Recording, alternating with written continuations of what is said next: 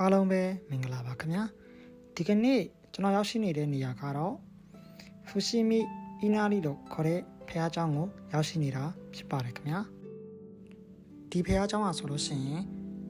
ကီတိုမျိုးရဲ့အထင်ကြီးရှိဆုံးနဲ့တက်တန်းအကြာဆုံးဖះเจ้าတွေကတစ်ခုဖြစ်ပါတယ်ခင်ဗျာခရစ်နှစ်911ခုနှစ်နာလာခေတ်မှာစတင်တည်ထောင်ခဲ့တာဖြစ်လို့ဂျပန်နိုင်ငံရဲ့မြို့တော်ကီတိုမြို့လိုမတတ်မှတ်ခင်ကတည်းကစတင်တည်ရှိခဲ့တာဖြစ်ပါတယ်ခင်ဗျာ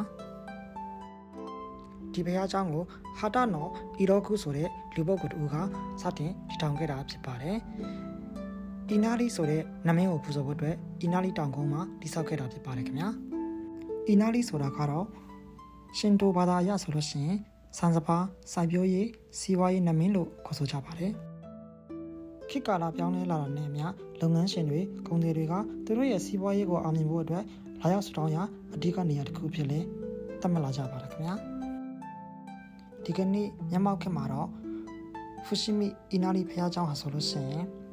ဘာသာရေးအရေးပါအောင်လည်းမကပဲကမ္ဘာလက်ခီးသွားတွေအတွက်လည်းနှစ်သက်ရာနေရာတစ်ခုဖြစ်လာပါတယ်ခင်ဗျာအီနာလီတောင်ထိပ်တီတက်မယ်ဆိုလို့ရှိရင်တော့လမ်းလျှောက်2နာရီခန့်ကြာမြင့်နိုင်ပါတယ်ခင်ဗျာ